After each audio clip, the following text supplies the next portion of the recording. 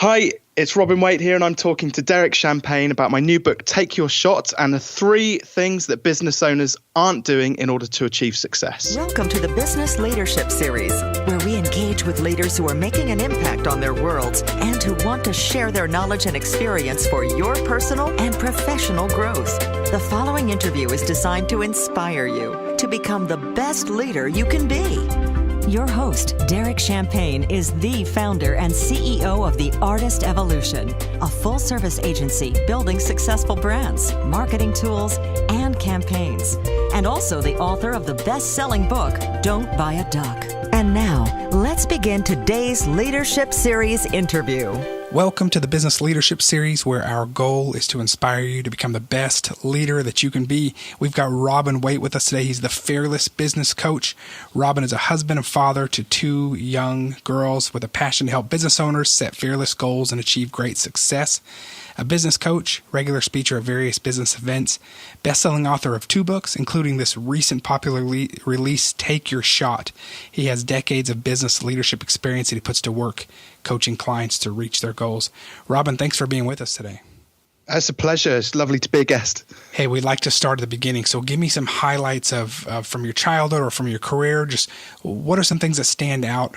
We want to know about you and where you came from, and then how you are where you are today. And you've got an accent that's different from some of us in the United States. So tell us where you're calling from as well.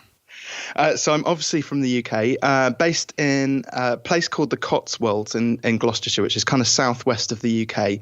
Quite a hilly area. It's lots of hills, rolling countryside, which is quite handy because I'm a keen cyclist. So I do a lot of road cycling up and down those hills. Awesome. Which can be quite exhausting. And we've actually had a very long, dark winter here. And finally, the sunshine came out today. So I'm thinking, right, I'm going to don my Lycra over the next few days and hopefully get out and conquer some of those mountains. What does that do for your soul when the sun finally comes back out and it warms up? I feel a little bit like I've come out of hibernation. That's awesome. Keep going. Tell us more about growing up and how you got where you are today.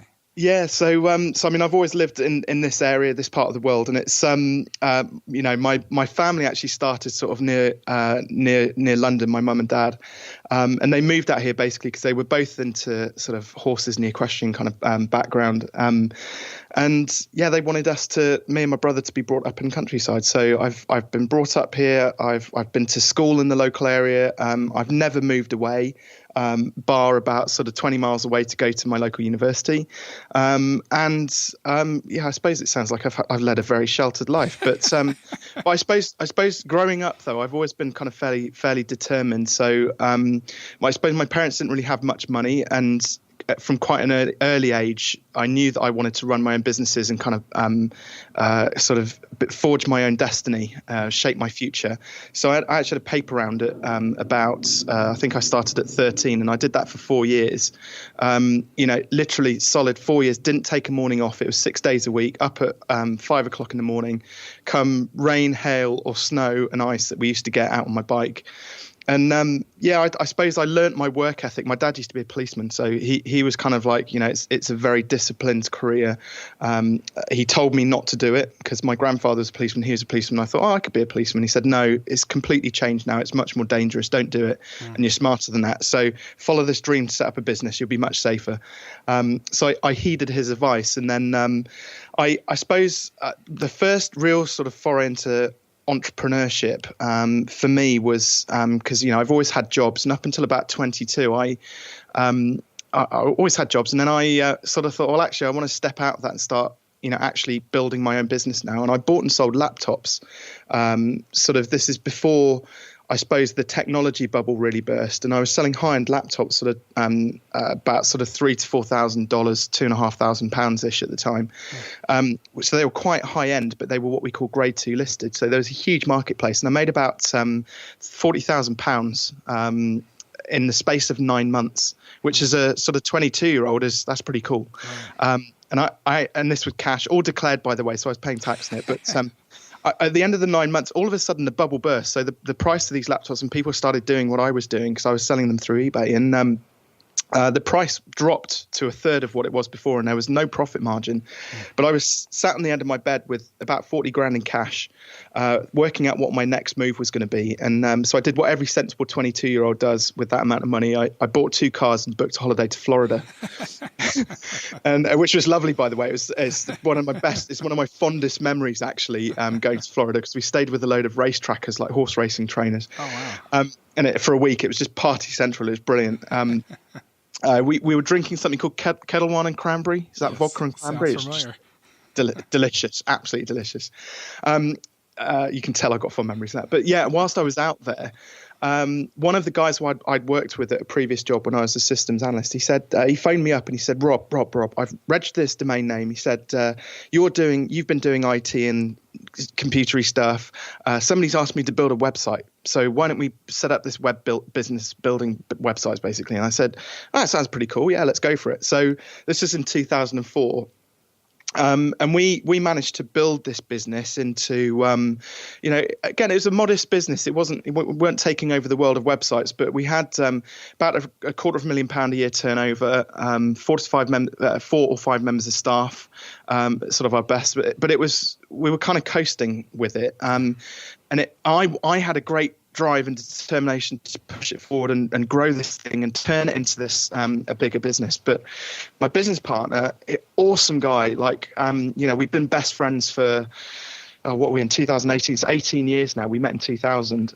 Loveliest guy. But he turned around one day and he just went, Rob, I don't want to do this anymore. He said, you're pushing forward. I just want an easy life. He's got a family as well. His kids are now sort of, I think, just hit 11 and 9. So he had a family quite a long time ago. And I was like, right, okay, well, what does that mean for us then? And so he basically just wanted to be freelance, wanted to have a quiet life. And I was like, right, the reins are off now. I'm kind of being unleashed on the world and my own business. I took this thing on.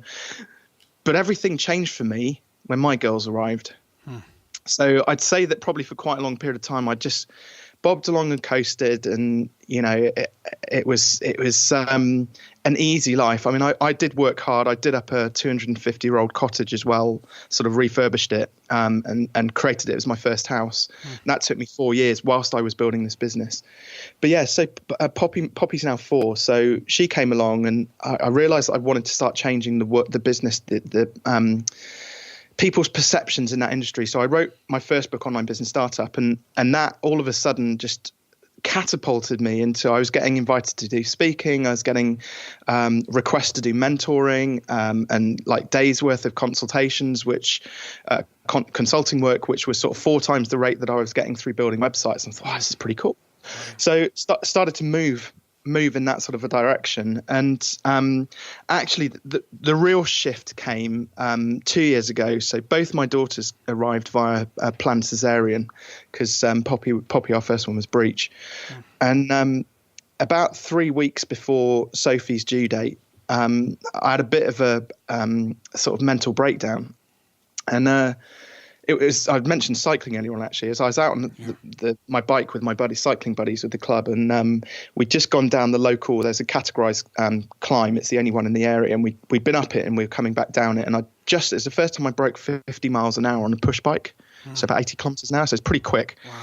And I got to the bottom of it, and I just broke down. Just to send, my buddies went off back to the cafe, and I ended up next to a railway line, and it's I don't really know what triggered it, but it was kind of like I didn't feel like I'd have achieved my full potential. I felt for some reason like I was a burden on everybody, and I was busy working, and my wife wasn't happy, and all of these things are going around in my head. And luckily, I'm still here, so I didn't do anything kind of nefarious.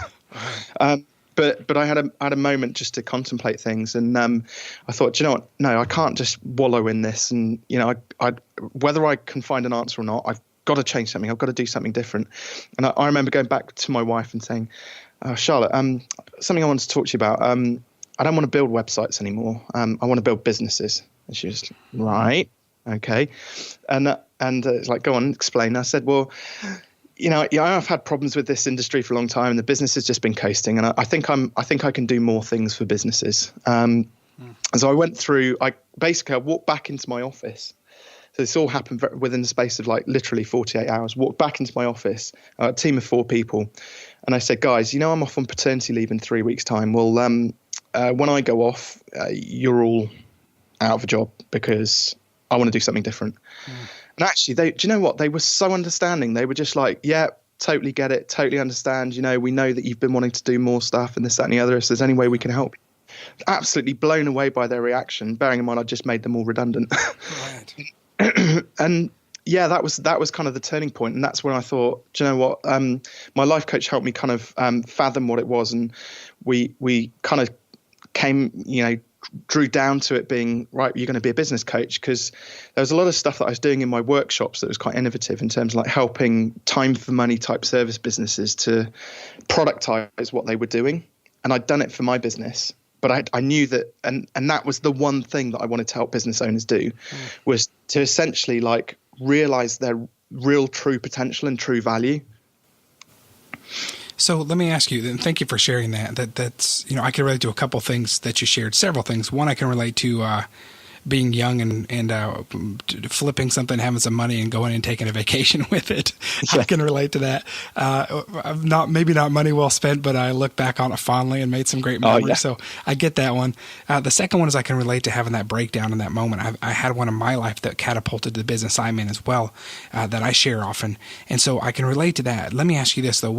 What gave you, many people either have that moment or they're afraid to have that moment, or they know they're not quite living up to their potential. What gave you the courage, though, I want to know about your mindset, because it's one thing to have that feeling, but then to actually go in and shut down your company as it is, or to let people go. What made you say, you know what, this is too strong. The feeling I have is too strong to ignore. I mean, you were at an interesting time. You had your second baby on the way. It's an interesting time, a scary time, to make a decision like that. What was your mindset, and how did you know? What was your confidence level of, I need to do this? Well, funny enough, I mean, I'd not, I suppose 4 years ago, I wasn't long on my self-development journey, but just before Sofa Ride, I picked up a book, which everybody knows, Think and Grow Rich by Napoleon Hill. And there was a specific section in that, which I'd read about a week before this, where he talks about the sexual maturity of men. So, and it tends to happen around about your 40s and 50s when you've just started a family. And I really related, that resonated with me, and it stuck with me for a week. And I was just like, yeah, I can see now that there's something's not quite right. And it was just, like I said, I just coasted for so long and realized that actually that was making me more and more unhappy. And I don't know why. It's good. I was having a good time of things. Money was coming in, and family, like you said, and we recently bought a new house and all sorts of fun stuff like that. But you weren't living out your full potential of what. Yeah, it just wasn't fulfilled. Yeah, it just wasn't fulfilling. And I suppose the mindset then was, right, I just need to change something. What was it? Einstein he said definition of insanity is, carrying on doing the same thing and hoping that something's going to change. Right. Yeah, so absolutely. I was just like, I'm going to change everything. and I appreciate you sharing that and having the courage to do it, because, a lot of times, and this happens a lot for business owners, I've had to check myself as well. I've owned multiple companies, and sometimes we feel like we are married till death do us part to our current business. And it ends up owning us, and whether we're marginalized, whether we love it or not, but there are other things you can do, right? You don't have to till death do you part with your company, but we have that guilt sometimes as entrepreneurs to not let go. And so I'm glad that you did, and you recognized that there was something different that you needed to be doing. Yeah, and it's one of those things, I'd done it for 12 years. It wasn't like I'd, fly by night, sort of done it for 6 months and it hadn't quite worked out. I'd stuck at it for 12 years and built a successful agency. I've actually since recently sold it. So, there's an even better sort of success story at the end of that. Nice. Not for much, but a modest enough sum that I can kind of really now just 100% focus on my coaching practice. But yeah, in that moment, it's just like, no, I'm worth more. And I think that's what it came down to. The web industry is a funny one because, and I'm sure if you've got some listeners out there who are sort of in the creative industries, the perception is they're kind of looked down on a little bit. And people, the words you hear are free and cheap, DIY, Wix, Weebly, and all that sort of stuff. And it breaks my heart, and actually now that the beauty of this is there's a real sort of, shining moment which comes out of this is now I actually work with a lot of creative agencies to help them grow their businesses to where mine was. And we're talking modest sums, business owners who are maybe, when I first meet them, I've got one who I've been with for literally just over a year, Richard, and he was earning £1,000 a month when he first started working with me, which is it's a small amount of money. But what we did in 3 months is we doubled that. Within 8 months, we trebled it to £3,000 a month. And literally, we're a couple £100 a month off of doing £4,000 now. Great.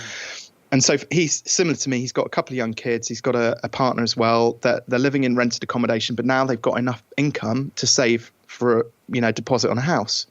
So what I do is it's nice now that I changed lives, but I can do it to multiple agency owners and coaches and consultants rather than just focusing on myself. That's great. Hey, I want to get into some of the principles that you talk about.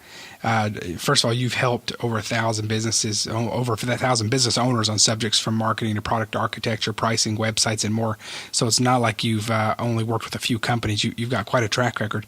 I want to talk about some of the things at the very beginning in your introduction. You talked about 3 things that business owners are not doing to be more successful. Tell us a little bit about that.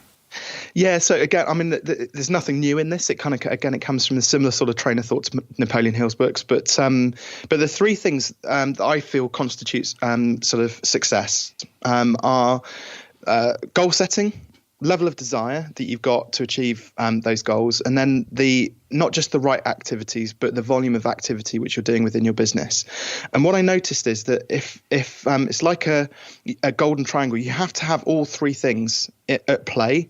Otherwise, you're never going to achieve success. And this isn't success as based on arbitrary figures like £1 million a year turnover or whatever it might be. This is like what personal success, basically. So what each of your listeners consider to be successful to them. So, goal setting, it amazes me how few business owners, especially in the small business end of the spectrum, have set goals for themselves. They go, I've got this fantastic idea. I'll set up a business and I'll start selling something, product or service.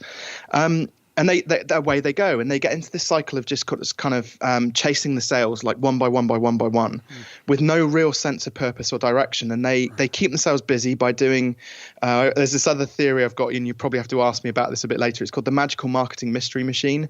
So we shove a whole load of different things into this marketing magical mystery machine, and we hope that it's going to spit out leads and clients, basically. But again, we don't know why we're shoving stuff in there or what we're expecting to get back out of it.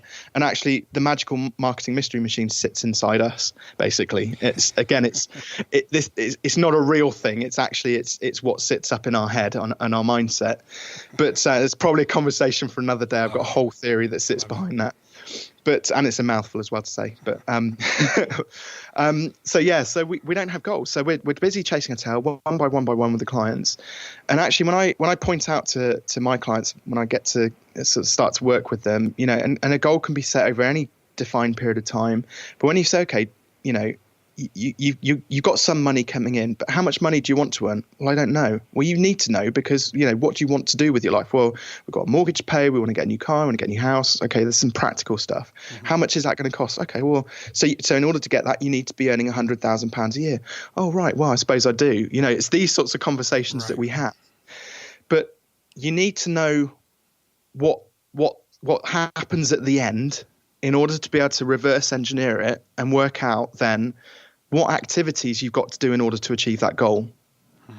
So, for example, my web design client, so if his average customer is worth, I don't know, let's say £5,000 for a website, and he wants to earn £100,000 in a year, that you've got to build 20 websites in a year to get that money. Right. Okay, and most people just, it's simple mechanics, but most people miss it. So the goal is really important. And then we can break down the activities. So I believe that there are 3 core kind of pillars to every business, and they sit within the delivery. So the web design bit, the sales, selling websites, and then the marketing. How do we market? How do we get leads basically to then prospects to sell to? And most people are busy delivering. So they're always building the websites, and they don't make time for the sales and the marketing. Right. And then all of a sudden their pipeline dries up and they go, oh, where's my next client coming from? And And so this is where you have the goal. Right now, we've got to work out what activities we need to do in order to achieve that goal. And how regularly do we need to do them? And what's the percentage of each one that we do? So we might spend 20% of our time on marketing, 10% on sales, and then 70% on delivery. But at least now we know that, because that will get us to our goal.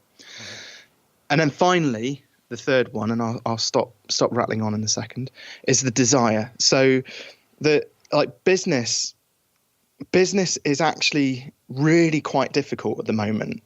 And the reason why I say that is it's a UK stat, so apologies for this, but I think the same sort of metrics will bear out for other marketplaces around the world. But 25 years ago, so the dawn of the internet age, when websites sort of were born, there was 468,000 registered businesses in the UK. Now, only a tiny fraction of those are large businesses with 250 or more employees. But now, 25 years later, there's 3.9 million small businesses registered in the UK. Okay, so nearly 10 times the amount of businesses. And that's thanks to the internet, because it's easier to register a business. But the problem with that is that there's 10 times the amount of competition, 10 times the amount of people doing the same thing that you're doing. There are no new ideas. There will never be another Facebook. There will never be another YouTube. Does that make sense? And so, when people are like, oh, but the internet's here, it should be easier. Well, yeah, there's loads of SaaS tools out there, software as a service tools, to make your life easier. But you still got to work out what you've got to do from a marketing perspective. Right. And from a sales perspective and from a business perspective. So actually the business world is really, really quite difficult. It's 10 times harder than it was even 25 years ago, because it's just 10 times the amount of competition. And most people just go in with the mindset it should be easy. But actually, so what that means is they come up against a hardship or a challenge and they go, oh, this is too hard. And they duck out, or they're looking for the quick win, or the easy option, or the silver bullet from a marketing perspective that's going to get them all of the leads.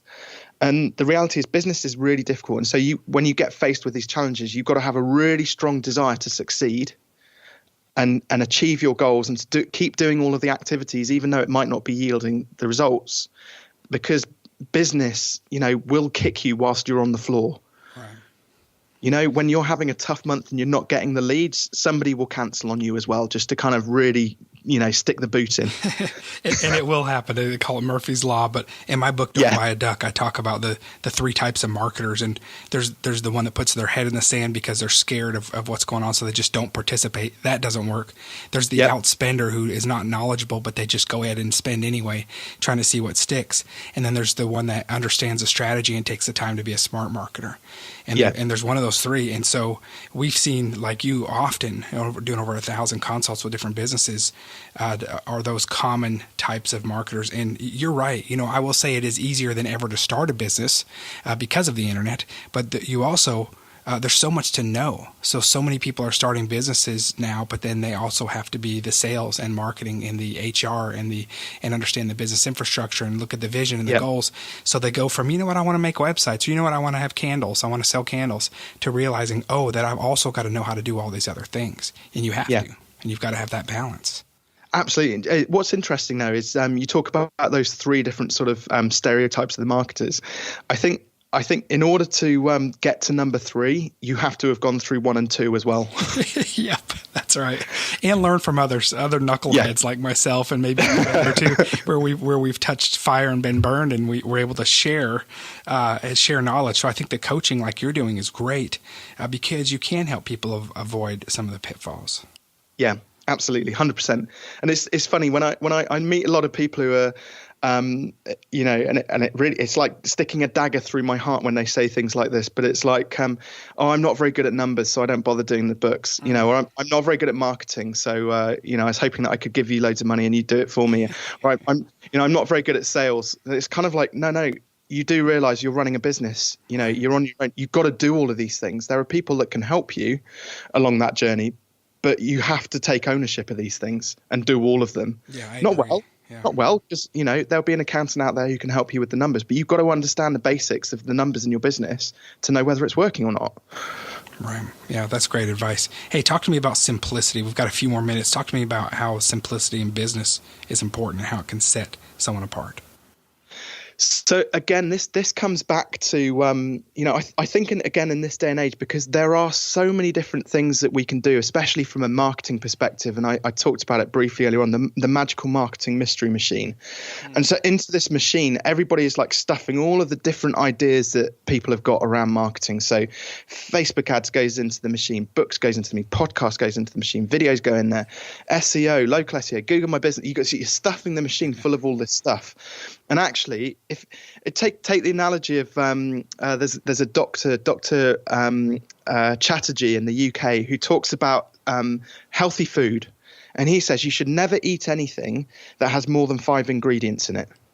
Okay. And I think it's the same for marketing and for business. You should never be doing more than probably 5 marketing activities at the most in your business. Otherwise, you are overcomplicating it.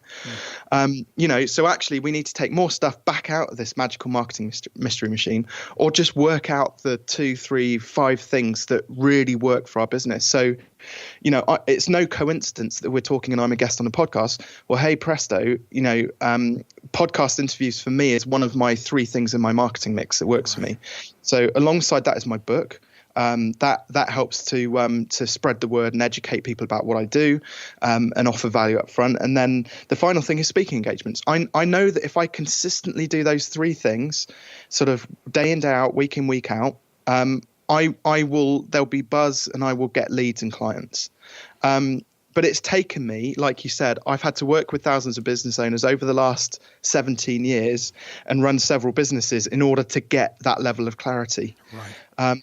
So it's very difficult when you say to somebody who's looking at you across, a coaching sort of coffee table, and they say, "Oh, I tried Facebook ads and it didn't work." Okay, well, right. So tell me a bit more about that. Well, I tried boosting a post and I think I wasted 20 quid and I'm not going to do it again. And I'm like, okay, well, you probably haven't mastered Facebook ads yet, but that's not a problem because we can work on that. There's plenty of people to help do that.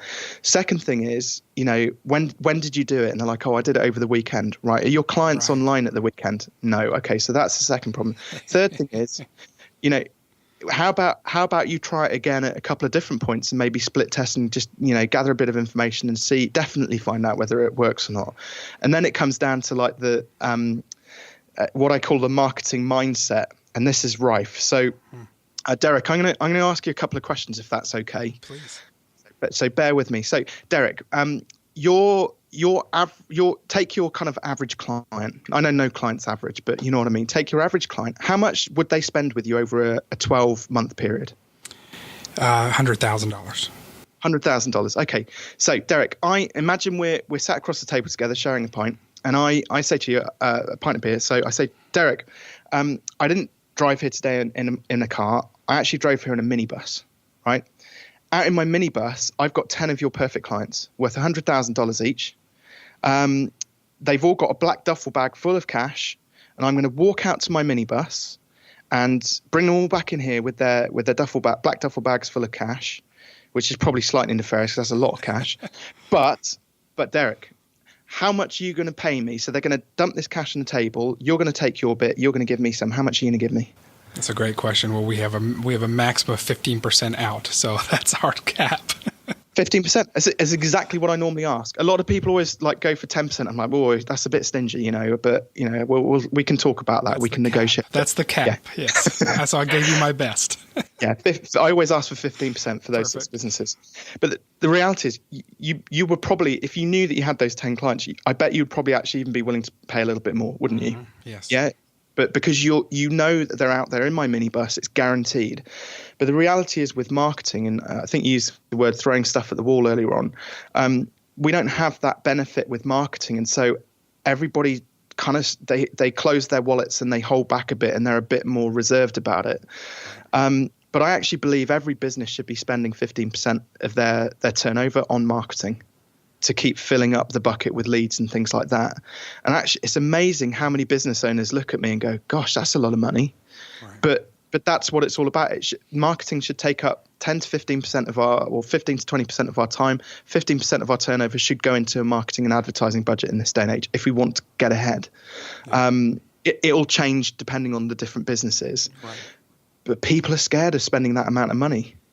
Well, they are if they don't know where to put it. And in my book, I talk about the 5 crisis points in marketing, and to understand first exactly what you're talking about, saying, a couple other things we say, understand who you are and who your target customer is, have the right tools, have a plan, and have a good execution in place so that you're consistent. But you don't have to be fearful. So if you're spending on the right things, you mentioned earlier Facebook, well, are you doing it on the weekend? Who's your even target? Are they even on target? Are they, if there are 55 plus females in a certain thing, yes, they're driving Facebook usage. So yeah, your product might be a perfect fit on there, but know where you're spending. So I say, when you know where you're spending, I love that you're saying that 15%.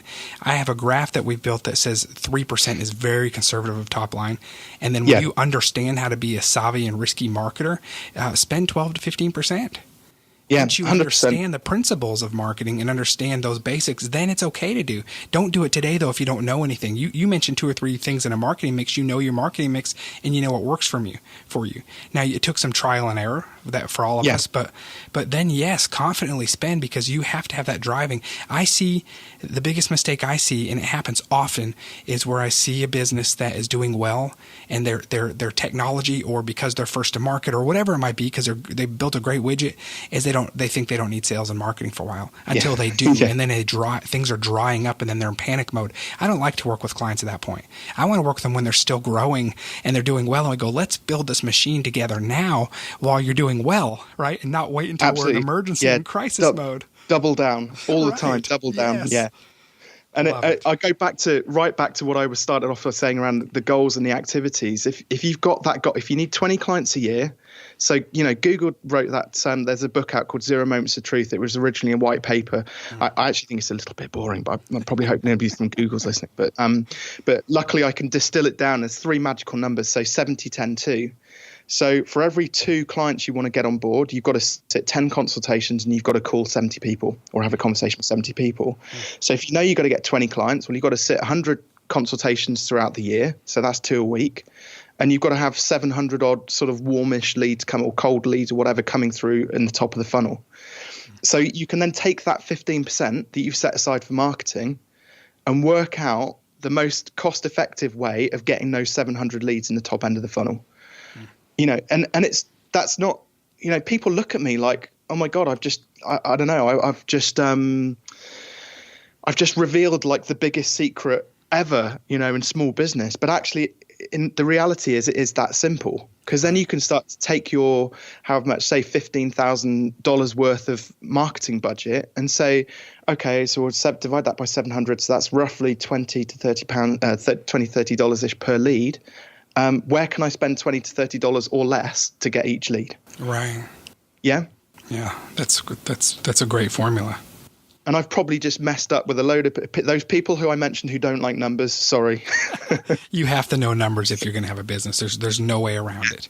Hey, Robin, we have just another minute or two. So I want to, if you can share, give a plug for your book, take your shot. Give us just a quick synopsis of what the reader can expect to take away from that. And then I want to hear your contact information so we can make sure that our listeners can reach out to you. Cool. So Take Your Shot was actually based on a case study. So it's a guy called Russ who was a golf professional. I've written it as a story, so it's actually a narrative or a parable, about 100 pages long. I wanted it to be like a short haul flight read, basically, but it goes through Russ's journey. So it's based on a real life guy similar to me. He had a young son and a slightly older daughter and a wife, but the problem he had was every time it rained, for example, on a Saturday morning, up to 6 out of his 8 clients wouldn't show up for their lessons. So he's a golf professional. And what was happening was the second problem was he wasn't making money because he was collecting cash at the end of the lessons. So client doesn't show up, he doesn't get paid. But he was also paying £5 per hour to rent the bay at the golf course. So you'd end up with about £10 a day at the end of a quiet Saturday. And then he lived about an hour away from the course as well. So basically going home with nothing after a day's work. And so I coached Russ.